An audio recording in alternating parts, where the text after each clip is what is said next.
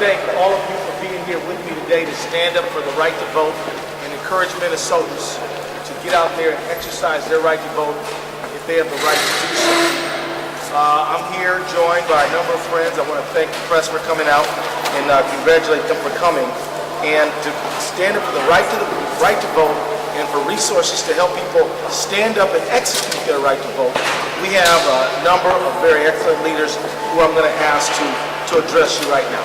So the first person is Mike Orr, who's a voting rights advocate, who is going to share some views. Mike?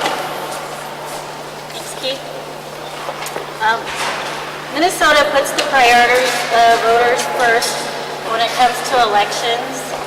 We are fortunate to live in a state that encourages all eligible voters to partake in the election process. Minnesota voters are smart and know the importance of fulfilling their civic duty. So no matter how many so-called watchdog groups try to intimidate or harass voters, Minnesota voters know better. It is a crime to deceive a voter about their right to vote. With the help of advocacy groups on election day, students, the elderly, people with disabilities, and ex-offenders will be able to vote. Thank you. Thank you, Mike. Thank you, Mike. And next we have Laura Waterman-Wittstock, who's been fighting for the voting rights of all people, including Native Americans, for a long time. Let's give Laura a hand up here.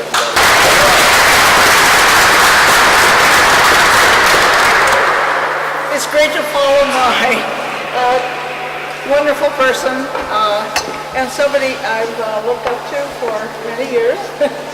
The American Indian community has sort of been pushed to the side in terms of recognition of their voting power. But as the last two election cycles have shown, American Indian voting is up. And so that is something that is due to the hard work of the Native American DFL caucus and to the candidates, particularly Robert Willigren, who's back here, who has really done good work in raising the voter numbers in the American Indian community. But really, I speak to all voters in our community.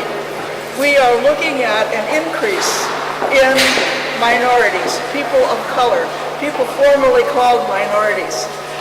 By 2025, they will be a significant percentage, not only of Minnesota, but particularly the Twin Cities. So this is something the DFL is paying attention to, right? And it's a focus for getting out the vote, getting people to recognize that they should vote and can vote. And that is really the goal of all of this. So thank you very much. Thank you, Laura. Let's hear from Laura. Now, some of you who gathered today may wonder what we're talking about. What we're talking about is stuff like this. Posters posted like this one with people in handcuffs talking about voting. I believe this is intimidation. This is designed to scare voters off. And anyone who is legally authorized to vote, we want them to vote. We're not here to tell people who to vote for today. We're here to tell people that they must vote, they must participate, and we don't want them to be scared off from their vote, and that they're not going to be scared off from their vote, and it's not legal to do so, and that we want to encourage people to exercise their rights. So to elaborate on that, I want to ask Sarah Walker from Minnesota Chance Coalition to come on up. Let's give her a hand. Well, thank you. I'm a member of the Minnesota Second Chance Coalition, and the Second Chance Coalition is a nonpartisan coalition that represents over 50 agencies statewide that advocates for fair and responsible laws, policies, and practices in our justice system. And I'm here because I want to make sure that those who have been impacted by our justice system understand that once they've paid their debt to society, that their right is automatically restored. In Minnesota, the right to vote is automatically restored once all terms of a felony sentence, including probation or parole, are complete. So that means that if you're no longer on probation or parole, you can vote. Now, it's important to know that if your rights have been restored and you go to vote and county officials have not been notified that your rights have been restored, you can ask to speak to an election judge. They may require for you to make an oath that you are eligible, but you can still vote. And I think it's important that for those who have transformed their lives, we should encourage full civic participation. Civic and political participation is learned. It is passed down in families and through communities. And research has even found that those who exercise their right to vote are less likely to commit crimes. Voting can be a powerful, concrete, and symbolic way to contribute to the community and a means for those who have made mistakes to take a positive and active role in their lives and in their communities. So if you have any doubts about whether or not you're eligible to vote, you can call a nonpartisan hotline at 1-866-OUR-VOTE. Thank you. Thank you, sir. Thank you. Good job. Now, again, with intimidating material like this being spread around campuses, we definitely want to hear from young people and students who have the right to vote and should vote. Everyone who's legally authorized to vote should vote, and we're standing up to tell people that they will be entitled to vote and to make sure that they don't get scared off. And to make the point, we have two college students we're going to invite up here, Hillary Soren and Angelina Momani. Both of them can come forward. And we want you both guys up here together so you can bolster each other up, right? All right. Our young people, you guys, let's hear it for them. All right.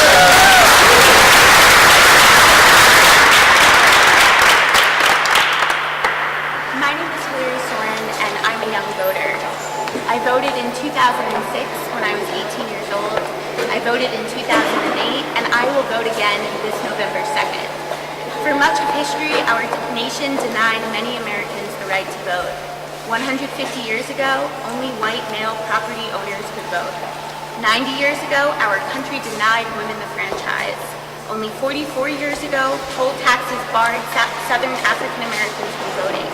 Nearly 40 years ago, the minimum voting age in 46 states, including Minnesota, was 21.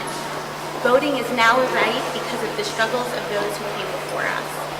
In the summer of 1970, a majority of states, including Minnesota, ratified the 26th Amendment, lowering the voting age to 18. This change did not happen overnight. The battle to lower the voting age and extend voting rights was waged for 30 years. The battle began with the youth movement during World War II, when President Franklin D. Roosevelt lowered the draft age to 18. Young Americans could serve in the armed forces, but they could not vote. The debate again gained traction in the late 1960s when Americans in great numbers were required to serve in the armed forces and still could not vote. A well-organized national student movement brought attention to the issue, and lawmakers finally extended the right to vote and the right to participate in the democratic process to 18-year-olds. Don't give anyone an opportunity to seize our rights and suppress our votes. All voters will be welcomed at the polls in Minnesota on November 2nd. Minnesota has strong laws and institutions to make sure of that. Don't be scared or confused by any efforts to tell you otherwise. Minnesota allows same-day voter registration and even provides voters with the number 2 pencil. All you need is a single valid picture ID. Your driver's license, Minnesota ID, college ID, passport, military ID, tribal ID, they all qualify you to vote. Many Americans fought hard to provide us with this right to vote, and voting is easy. The only wrong vote is the failure to exercise this right. So join me and other college students and vote on November 2nd.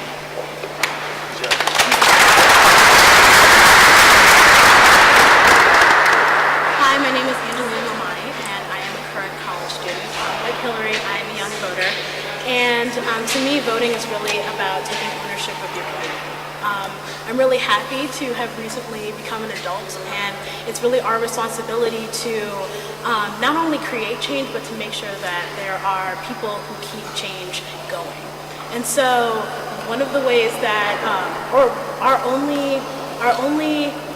it's easy. It's really easy. Going to the polls is a celebratory act. You meet your neighbors. For me, it was the joy of sort of getting that sticker and identifying people when I went to school later on that day, to know that we all care and that we're going to make a change. So it only takes 30 minutes of your time to do it. All right. Good. to register to vote, but you don't need a government ID to vote. Very important to point that out. Now, let me also bring up one of our young Iraq War veterans and a student, dynamic young man, Herwa Hersey. Herwa, come on up here.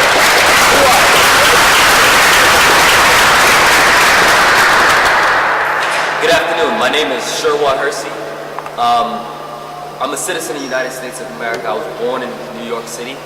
And my parents, both of them, are Somali immigrants that came from Somalia to give better life to my family right now.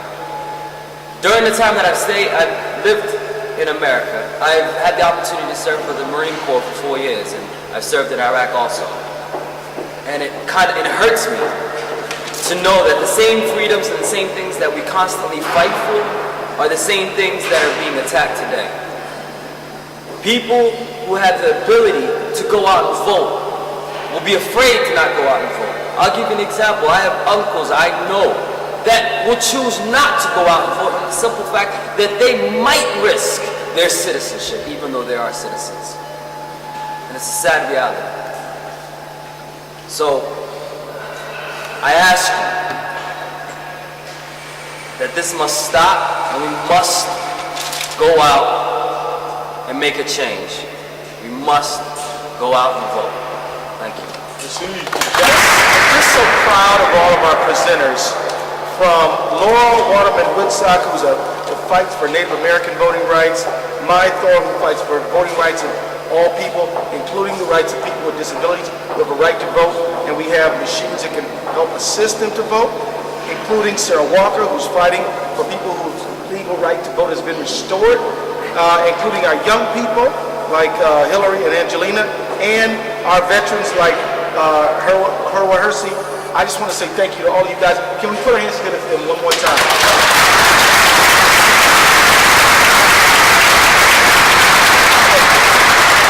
We are not here pushing for anyone's election or trying to defeat any particular candidate. That's not what this is about today. What this is about today is the right to vote, and we are standing against things, voter suppression, like this intimidation tactic, which is being posted at university campuses and bus stops and things like this. This is not about encouraging people who have the legal right to vote. This is about discouraging, injecting fear. Just like Hersey said, there are people with the legal right to vote, who have every right to vote, but who think, you know what, I'm a little nervous, and I just don't need the trouble, I'm gonna skip. And we don't want that to happen. We want people to make a statement on November 2nd and be part of their community, and we don't want people to be intimidated, and to put handcuffs like this to scare people is wrong. What we say is that when you go to vote, you will be welcomed by the election judges and the other people working there. Nobody can try to sell you on who to vote for or vote against within 100 feet of the voting place. You will be able to make your own decision. If you need assistance, you can get it. There will be voting machines for people who are not sighted, who are blind, if they need that kind of assistance.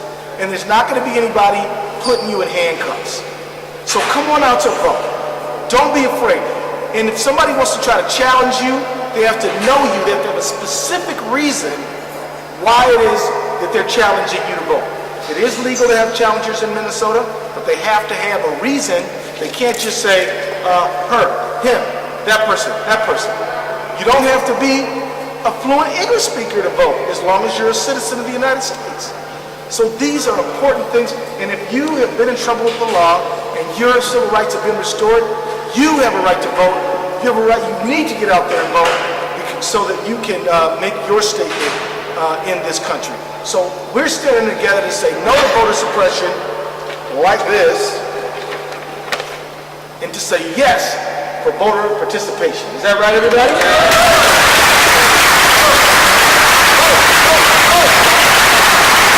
Senators can take a question or two. Other than that, we'll wrap it up. Anybody? Whose poster is this? This is sort of a spooky looking thing. It doesn't really say who did it. It just has this eye here that makes it like we're watching you or something like that, and the handcuffs, and it's And you know, we're against voter fraud. We don't want anybody to vote who's not legally authorized to vote. We're for people obeying the law. And if we want people to vote who are presently not authorized to vote, we will go to the legislature and we will change the law. But if you do have the right to vote, don't let this kind of stuff scare you. It's not true. They're not going to have people they're not going to be cuffing people at the polls like this. This is just scare tactic stuff, and we don't like it. And so who put it up? Some shadowy group who obviously doesn't have the guts to be identified. Where did you find it? This particular one was found at a bus stop in the city of Minneapolis. On campus. But they can be, but on campus, they can be found on campus. They can be found on neighborhoods where a lot of new Americans live. They can be found all over the city. And we don't want anybody to be made afraid. And I'm concerned because, you know, there was an ad being run in one of the southwestern states in Spanish telling people the Democrats and the Republicans are bad. Just don't vote. This is signaling to the Latino community to suppress their right to vote. And we want all of our Latino citizens to vote. We want all of our new Americans to vote. We want all of our folks who have disabilities to vote. Everyone who is an American citizen legally authorized to vote, we want them out there participating in their government, and that's why we're standing up here today. Congressman, do we know which organizations might be monitoring for voter fraud out there in Minneapolis and elsewhere? Well, you know what? Everybody should monitor for voter fraud. This is not about voter fraud. This is about voter intimidation and voter suppression. That's what it's about. We say if you want to win an election, you go convince people your ideas are better. But to try to scare people, that's wrong. And so, do we know the name of the group? Well, there's a bunch of self-appointed fear-mongers and vote suppressors. We don't know them all. They don't want to be known. Because if they were legit, they'd stand up and be counted, but they often don't want to do that. Well, the election integrity people, we want to let folks know that there is a voter hotline, 1-866-OUR-VOTE, 1-866-687-8683. These folks are out here who are going to be around on election day, so that if somebody tries to interfere with your right to vote, these people are going to be there to help protect your right to vote. So we want people to know that when you get to the voting booth, you get to the polls, people can't sell you on who to vote for within 100 feet.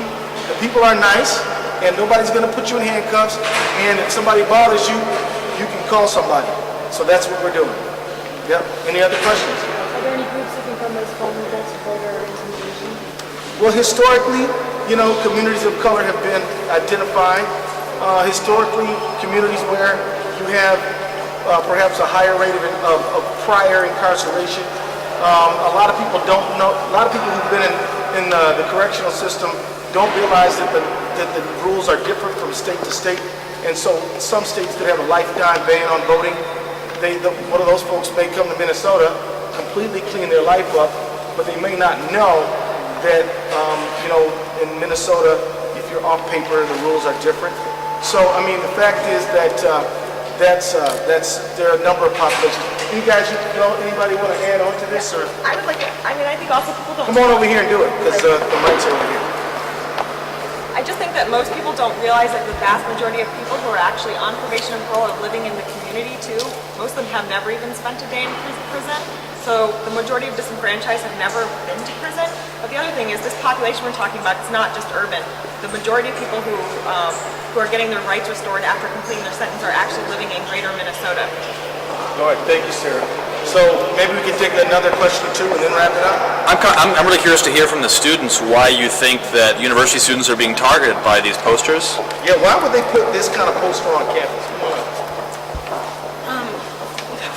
I think that in this past election, we really saw that the student vote was powerful. And also, when you are sort of just entering adulthood, the actions that you make now are going to be sort of, they can lead to habits being formed. And so if from day one, the day you turn 18, if that's on election day, you decide to vote, then, and you see that it's a positive, it makes a positive impact on your community, then you're going to be more likely to vote in the future. And our college student community is no different than our greater Twin Cities community, Minnesota community. We learn from our parents, we learn from our communities, just like Sarah mentioned, voting patterns, voting habits, and sometimes we don't know that we have those rights. So it's important, this is targeting us on our college campuses. Thank you guys, good job. Well, hey everybody, let's thank the members of the press for coming, everybody. Voter suppression and voter intimidation have no place. Everybody who's legally authorized to vote, we urge them to participate, especially students, especially communities who have historically been excluded from the vote. And we want to make sure that we have this great tradition of voter participation in America and in Minnesota restored, and we want to keep it up. So everybody, let's give a hand to voting, everybody.